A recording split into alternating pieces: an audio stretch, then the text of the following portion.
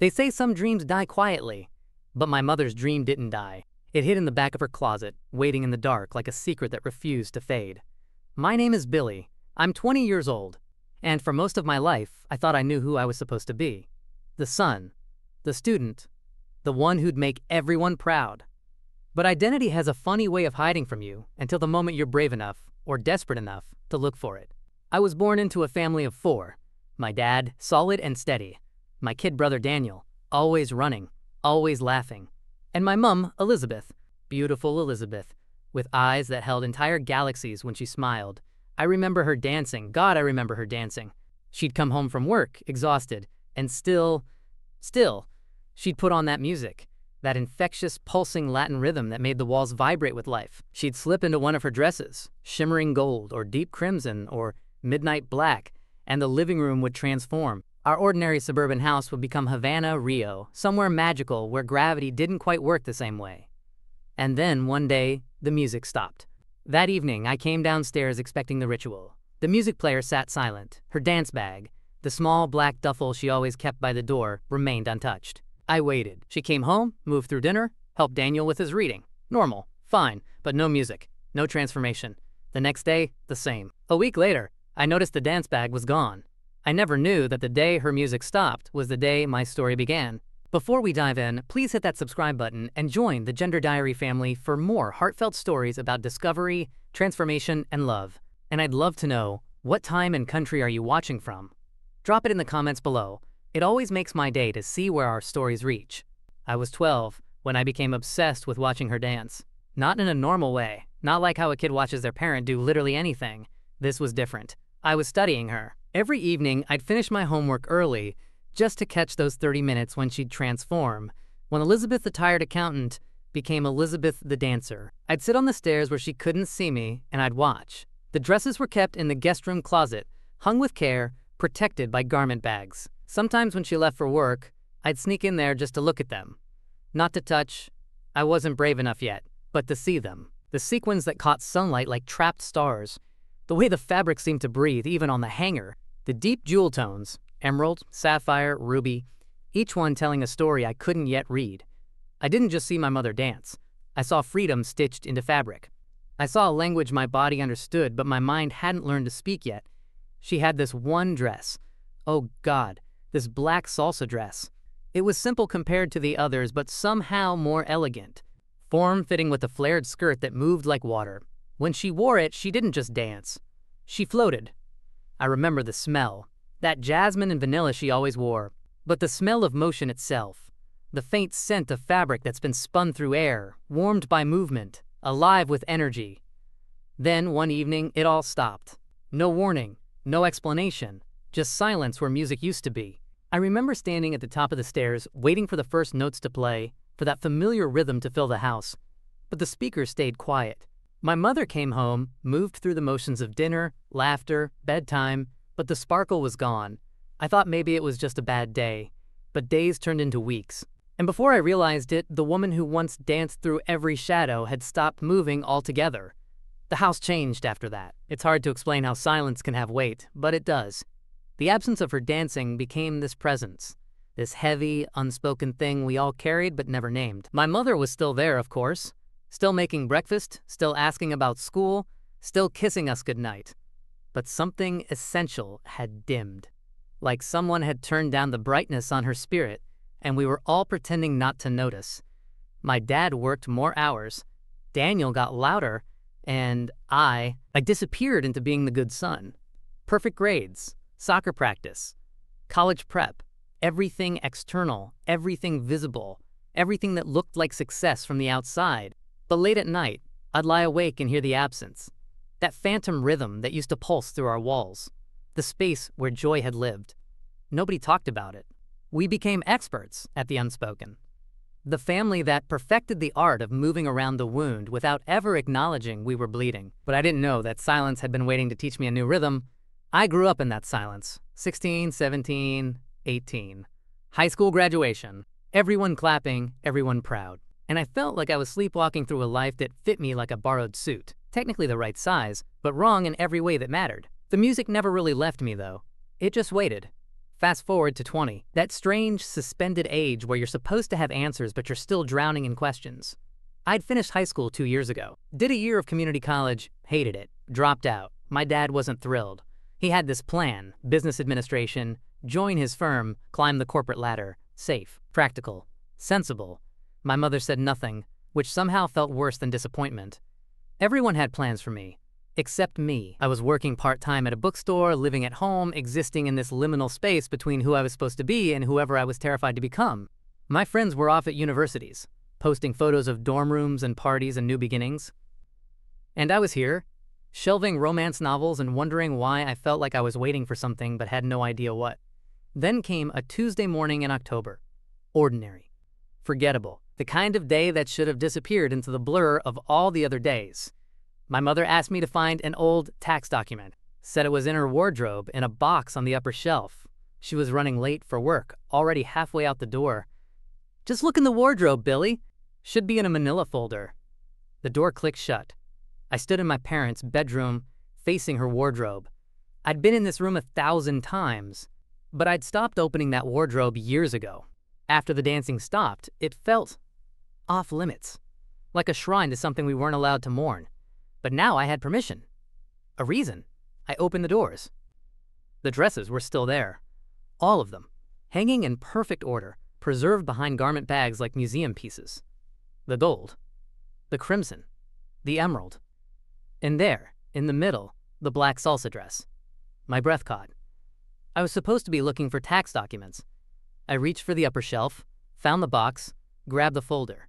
Task complete. I should have closed the wardrobe and walked away. But my hand was already reaching for the black dress. The plastic crinkled as I unzipped the garment bag. The fabric emerged. Cool, smooth, impossibly soft. I held it up to the light from the window. Even after all these years, the sequins caught the sun. That's when I noticed the drawer at the bottom of the wardrobe. I'd never seen it before. Or maybe I had and never thought to look. It was built into the base, almost invisible. Just a subtle seam in the wood.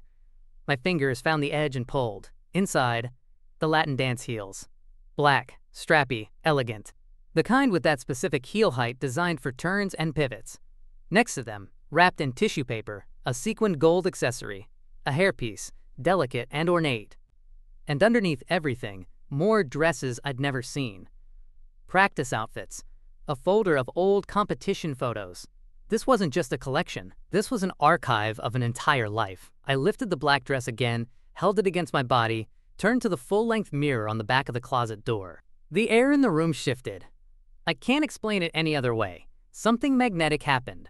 Something that felt like recognition, like a lock finding its key after years of searching. I should have closed it, put everything back, gone about my day. But something in me refused. The dress hung against my frame, and in that moment, looking at my reflection, I felt a strange calm wash over me, like touching a part of myself that had been waiting to exist. Like finding a door I'd walked past my entire life and finally having the courage to turn the handle. My hands were shaking, my heart was racing, but I couldn't look away. The next day, my family announced a day trip. My dad wanted to check out a new hiking trail 2 hours away. Daniel was bouncing with excitement. You coming, Billy? I felt my pulse quicken. I've got that work project, the inventory thing. I should really finish it. That came easily. Too easily. My mother's eyes lingered on me for just a moment. Did she know? Could she see it written on my face? But then she smiled, kissed my forehead, and they were gone. The front door closed. The car pulled away. Silence. The house was mine. I stood in the hallway for a full minute, just breathing. My entire body was electric with anticipation and curiosity. What was I doing? What was I about to do? But my feet were already moving. Up the stairs. Into the bedroom. To the wardrobe. I opened it like I was defusing a bomb. Careful, reverent, trembling. The black dress. The heels. The gold accessory. I laid them out on the bed like sacred artifacts. Then I started to undress. Every movement felt surreal, like I was watching myself from outside my body. T-shirt off. Jeans off. Standing there in just my boxers. And the answer was yes. God, yes. I picked up the dress, found the zipper at the back, stepped into it carefully. One foot, then the other. The fabric slid up my legs, cool satin against skin. I pulled it up over my hips, my torso, and reached back to pull the zipper. It stuck halfway. Panic flared. Was I too big? Too masculine? Too wrong for this? I adjusted. Tried again. The zipper glided up. The dress hugged my body. The straps settled on my shoulders. I turned to the mirror. Oh. The person looking back at me wasn't Billy, wasn't the lost 20-year-old shelf stacker, wasn't the disappointment or the good son or the one without a plan. The person in the mirror was possible. I reached for the heels, sat on the edge of the bed, slipped them on, buckled the tiny straps, stood up. The world tilted. I grabbed the bedpost, found my balance. The heels changed everything, my posture, my height, the way my weight distributed. I took a step, wobbled, took another, better. I walked to the vanity.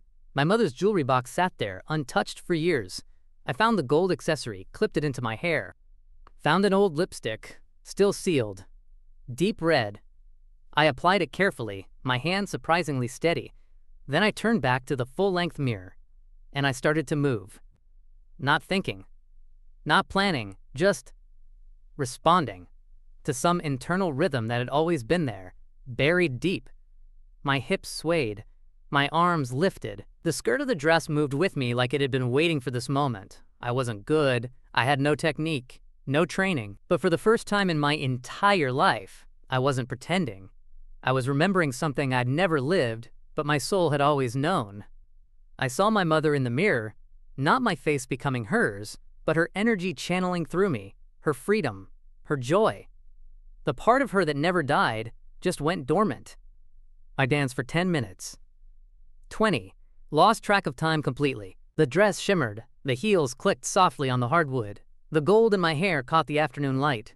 And I felt real. The sound of a car in the driveway hit me like ice water. My heart stopped. They weren't supposed to be back for hours.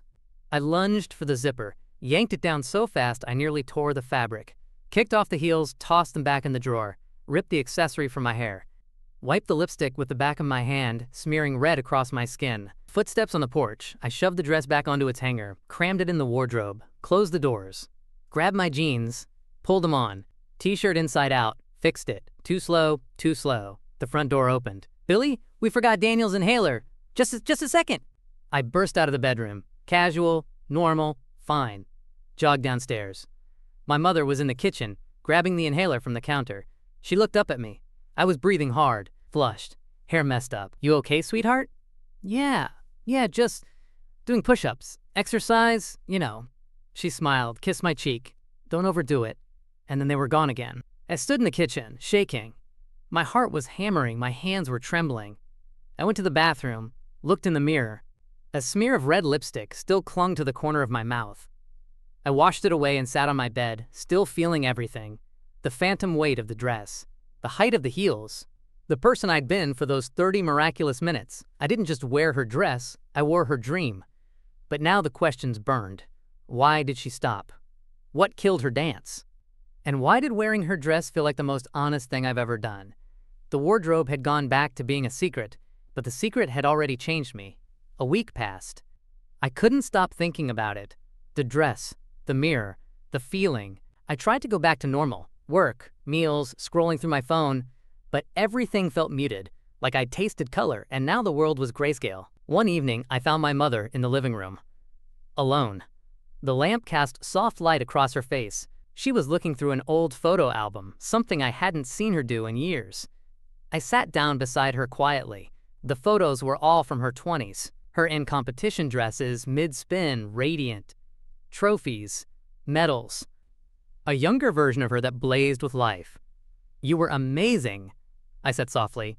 She didn't look up, just kept turning pages. "I was young." "No, you were amazing. You loved it." Silence. I took a breath. "Mom, why did you stop dancing?" She went still.